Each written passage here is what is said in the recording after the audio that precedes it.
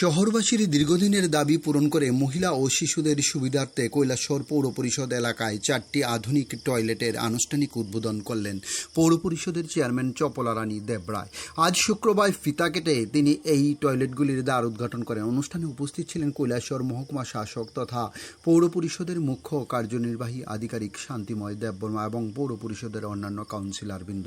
Urban ডেভেলপমেন্টের দপ্তরের অর্থায়নে প্রায় 8,17,000 টাকা ব্যয়ে নির্মিত এই টয়লেটগুলি 12 নম্বর ওয়ার্ডের RGM মহকুমা হাসপাতাল সংলগ্ন, পুরাতন মোটরস্ট্যান্ড জেলা শিল্পকেন্দ্র সংলগ্ন, 9 নম্বর ওয়ার্ডের গার্লস স্কুল সংলগ্ন এবং 8 নম্বর ওয়ার্ডের থানা রোডের RKI স্কুল সংলগ্ন এলাকায় চালু করা হয়েছে। চেয়ারম্যান চপলা রানী দেবরায় জানান, শহরের নেতাজি বিদ্যাপীঠ ও বিদ্যানগর এলাকার আরও 2টি পিঙ্ক টয়লেট নির্মাণের কাজ গতি চলছে, যা শীঘ্রই জনসাধারণের জন্য খুলে দেওয়া হবে বলে তিনি জানিয়েছেন। ডিউরি রিপোর্ট, খোয়াই টাইমস বাংলা।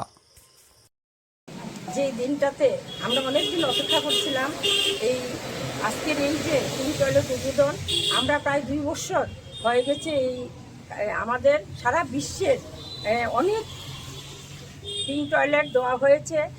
মেয়েদের সাথে আমাদের যশস্বী নরেন্দ্র মোদী মেয়েদেরকে সম্মান জানিয়ে যে ব্যবস্থা করেছেন, সেটা আমাদের এই পিঙ্ক টয়লেট সারা বিশ্বে লক্ষ লক্ষ পিঙ্ক টয়লেটের মধ্যে আমাদের কৈলাসহরও আমরা মাননীয় মুখ্যমন্ত্রী বা আমাদের আরবান ডেভেলপমেন্টের উদ্যোগে আমরা 6টি পিঙ্ক টয়লেট কৈলাসহরে পেয়েছি।